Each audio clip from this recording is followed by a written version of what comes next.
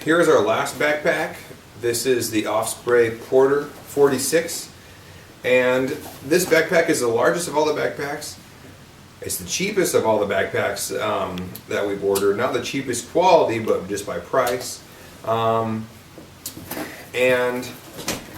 just like in the Osprey 40, Farpoint 40, this is what the back looks like when you tuck the straps away.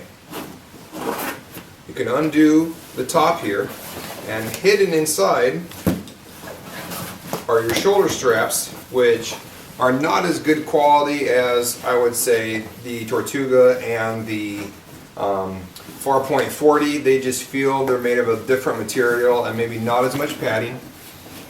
But what's nice is down here at the bottom, tucked away, is a hip belt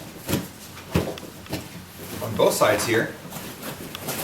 And it's nice that it tucks away when you're traveling, when you're on those trains, when you're putting your stuff in the overhead compartment. But this just buckles together, and these waist straps here are flimsy. They don't offer really any padding. They're more or less to keep the weight close to your body, but as far as tightening it up and having a lot of back support by tightening the hips down so it takes the load off your back, they don't really work so well. So these are not good for long distance hikes. These are just good for trotting around town, but you're not going to want to do them too tight. They get very tiring very fast. So the first compartment here is a non-lockable compartment for easy access, whatever you want to throw in there. Pens, maps, who knows, business cards if you're doing meeting people. The second compartment, which does lock, opens up. Definitely harder to get in and out of this with the sides like this. Opens up, you have that JanSport look again. You have all, you can put your passport in here, you have some pens, notebook. It's pretty, it's medium size. You can put like some books in there. But right here, this is the important thing. This is where your laptop goes. Out of all the backpacks, this one this seems to be the flimsiest of laptop containers. You'll definitely want to have your laptop. You'll definitely want to have a nice padded sleeve for it, just because this is flimsy and it's just to hold it in place. But I mean, look how far away from your body that's going to be. So just keep that in mind. If you have a lot of heavy electronics, it's going to be behind you, pulling you back. When you unzip the top here, there's another little compartment inside. So you have this compartment, shove some of your electronics in there, your books and stuff too. Put your laptop in, and then right here is this small compartment, and that's where you can put USB cables or an Ethernet cable if you're taking that, or maybe something along those lines. People all around the world buy this bag for this reason, is that when you open it up and you go, wow, this is a big bag. It's a 46-liter bag that looks, this looks like a giant suitcase. This is huge. You can fit a lot of stuff in here. On the sides here is where you have your zipped lined mesh easy containers. Grab your socks, grab a pair of sandals. This one is non-mesh, but it's the same size as the other one. You can load in all your pants, you can load in everything. This one doesn't have the padding like the Osprey Farpoint 40 does. There's no padding here, and the laptop will go here. So if you really want your laptop close to your body, you can't do it unless you somehow store it in here. When this zips up, and say you don't have very much stuff in there, you can lock these into place.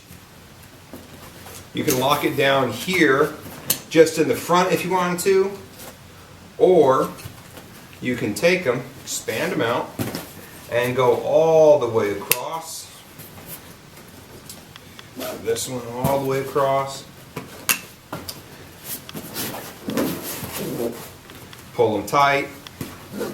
no doubt in my mind that this is a great backpack, but because of this design, it's not made for everybody. But we're going to shove everything in it and try it out and see what it looks like.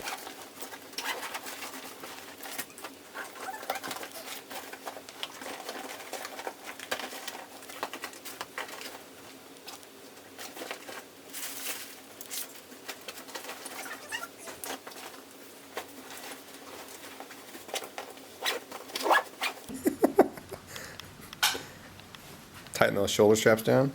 Yeah, I'm gonna, but this is not very comfortable. Go from the side.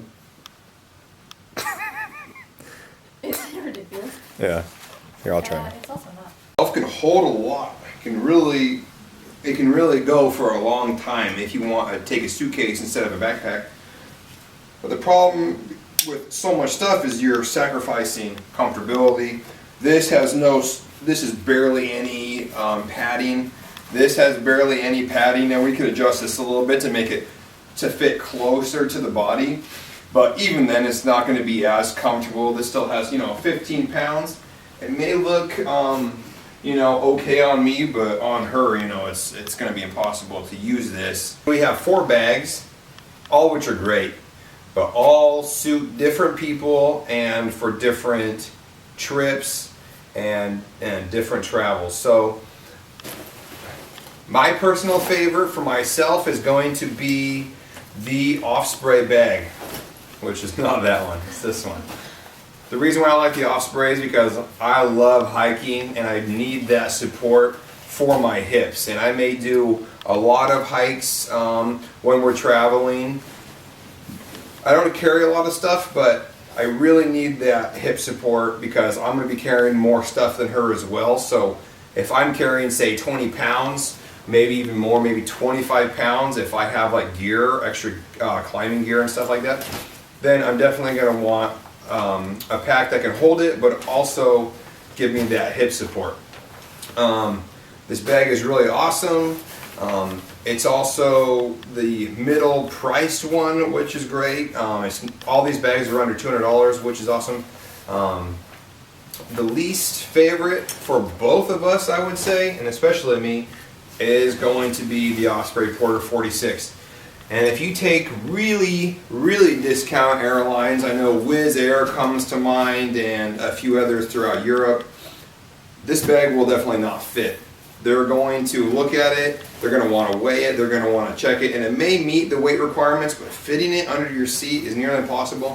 Fitting it in the overhead compartment can work depending on the size of the airplane, but if you do a lot of airplane flying, you're going to want a bag that fits comfortable in every single overhead compartment and even under the seat if you needed to.